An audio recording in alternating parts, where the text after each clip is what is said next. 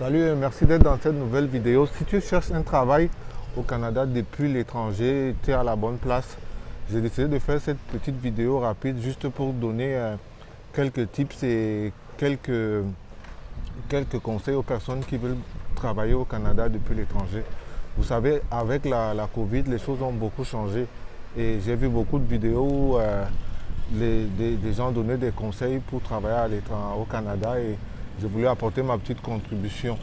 Ce que vous devez savoir si vous voulez travailler au Canada, c'est qu'aujourd'hui il y a plus d'opportunités et qu'il faut considérer la chose différemment. Avant, les gens voulaient venir travailler au Canada et la procédure pour eux, c'était de trouver un travail de l'étranger et d'immigrer au Canada. Il faut que vous compreniez qu'aujourd'hui, on a deux possibilités qui s'offrent à nous. Vous pouvez faire des démarches, trouver un travail pour venir au Canada, ou alors vous pouvez décider de chercher un travail qui va vous permettre de travailler au Canada, mais depuis chez vous. Donc, où que vous soyez dans le monde, aujourd'hui, grâce à ce qu'on appelle le télétravail, vous pouvez travailler au Canada sans avoir à vous déplacer. Et cette voie-là est aujourd'hui une des voies les plus, à mon avis, une des voies les plus ouvertes. Parce que les employeurs ont vraiment le désir de faire venir de nouvelles personnes. Ils ont vraiment le désir parce qu'il y a une vraie pénurie de main-d'œuvre ici au Canada. Mais les procédures d'immigration ne dépendent pas de l'employeur. Et quand vous êtes dans une province comme le Québec, il y a deux paliers pour que vous puissiez immigrer au Canada. Vous devez être accepté au Québec et puis accepté au niveau fédéral. C'est ce qui ça rallonge énormément les délais pour les employeurs qui ont le désir de recruter à l'étranger et parfois ça les décourage. Donc ils voient votre CV, ils voient que vous avez toutes les compétences qu'ils ont besoin, mais le temps qu'ils vous fassent venir, ils se disent que ça va prendre 6 mois, ça va prendre 1 an, mais le besoin est actuel et ils ont besoin de quelqu'un tout de suite pour commencer à travailler. Donc c'est pour ça que je vous conseille d'explorer la voie du travail à distance. Mais ce qui se passe avec le travail à distance, c'est que ce n'est pas tous les métiers.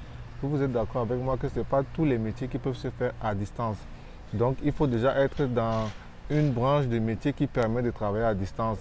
Et juste pour donner quelques indices, principalement les personnes qui peuvent travailler à distance, c'est le travail de bureau généralement. Ça peut être les gens qui sont en informatique. On a beaucoup de personnes en informatique qui arrivent à travailler à distance. Il y a des gens qui travaillent dans le domaine de l'administration et de la comptabilité.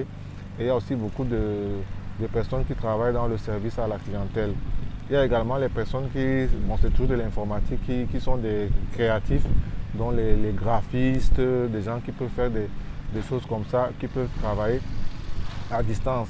Donc l'une des premières choses, c'est de se rassurer qu'on est dans une de ces branches-là. Si on n'est pas dans une de ces branches, on peut commencer à se former pour pouvoir travailler à distance, se former en informatique, se former en graphisme, se former en service à la clientèle aux standards internationaux pour pouvoir espérer trouver un emploi au Canada. Ça, c'est un des conseils que je vais vous donner.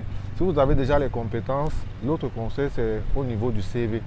J'ai déjà eu à recevoir des CV de personnes de mon pays d'origine qui voulaient que je les aide à trouver des emplois au Canada, mais souvent les CV ne sont pas adaptés. Les gens vont faire des CV de 3, 4, 5 pages où ils vont donner le détail de tout ce qu'ils ont fait. Mais je vous rassure, au Canada, c'est l'Amérique du Nord. Le CV doit être vraiment court. Moi, je suis au Canada depuis 5, 6 ans bientôt, mais quand je fais mon CV, il tient sur une seule page. Parce qu'il faut aller à l'essentiel. L'employeur reçoit beaucoup de CV. Il faut qu'en quelques coups d'œil, il puisse savoir ce que vous offrez et si ça correspond à ce qu'il désire. Si ça l'intéresse, je vous rassure qu'il va vous contacter. Donc faites un excellent CV. Allez sur Internet, regardez les modèles de CV canadiens et québécois et ajustez votre CV à l'emploi que vous recherchez. Et votre CV doit être comme le plus court possible. Moi, je vous conseille de vraiment le faire sur une page.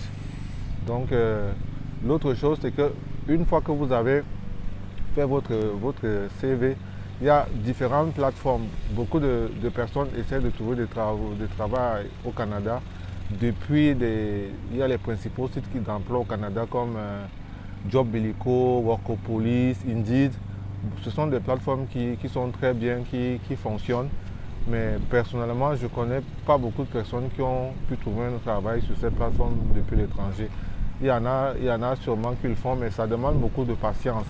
Et parfois, les gens sont impatients. Quand ils ont le désir d'immigrer, ils sont impatients, ou de travailler à l'étranger, ils sont impatients.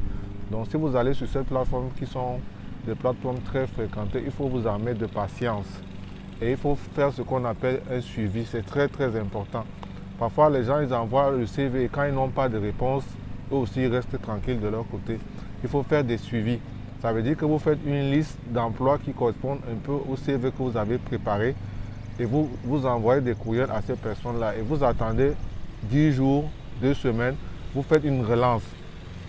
Vous demandez à la personne s'il a bien reçu votre CV, vous vous rendez disponible pour des informations supplémentaires. Vous relancez la personne. Vous pouvez le faire 2-3 fois avant de voir peut-être que cette personne n'est pas intéressée. Vous pouvez même essayer d'appeler la compagnie par téléphone pour leur demander s'ils ont reçu votre CV et expliquer vos motivations et leur dire que vous avez les compétences, vous avez l'infrastructure. Parce que travailler à l'étranger, ça demande une très bonne connexion Internet, la disponibilité de l'énergie électrique. Il faut dire à l'employeur que non, vous avez un bon ordinateur, vous êtes dans une région où il y a le courant, vous avez un accès à Internet, donc vous pouvez être très très actif et travailler. Et une autre chose, si vous voulez travailler au Canada depuis l'étranger, il faut savoir un peu les fuseaux horaires. Parce que, pour juste donner un exemple, moi je connais quelqu'un qui travaille au Canada, mais il est basé au Bénin. Un des problèmes qui se pose, c'est le décalage horaire. Parce qu'avec le Bénin, il y a 5-6 heures de décalage et ça fait en sorte que parfois la personne est obligée de travailler de nuit. Donc de travailler à des heures décalées pour pouvoir être en contact avec les collègues qui sont de jour au Canada. Donc si vous arrivez à décrocher un emploi à distance, il faut savoir que vous aurez des horaires décalés parfois à cause du fait que si vous devez communiquer avec la compagnie, vos collègues ici, eux, ils sont dans un autre fuseau horaire. Donc il faut vous préparer à ça. Donc ce sont les principaux conseils que je voulais vous donner. Et pour ceux qui ont regardé la vidéo jusqu'à la fin, j'ai un autre conseil que je vais vous donner concernant la recherche d'emploi. Beaucoup de personnes font sur les sites connus que j'ai cités tantôt, mais ils oublient une plateforme qui est très très utilisée en Amérique du Nord, c'est LinkedIn.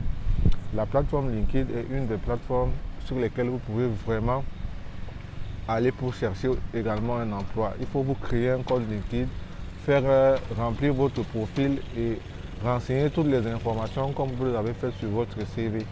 Et sur LinkedIn, c'est comme un réseau social. Donc vous pouvez être followers des compagnies qui vous intéressent, des responsables dans les services qui vous intéressent dans des compagnies. Vous pouvez les contacter pour qu'ils voient votre profil, aimer leurs publications et les relancer avec votre CV. Et je prends cet exemple parce que je travaillais dans une compagnie et on a recruté un jeune comme ça, comme je disais tantôt, un jeune qui est au Bénin.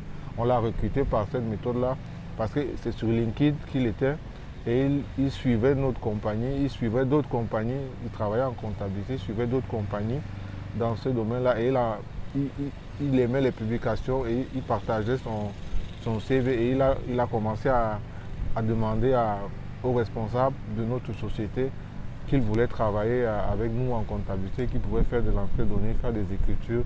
Et je vous rassure, finalement, on lui a donné sa chance. Donc, c'est ce que je voulais partager avec vous aujourd'hui.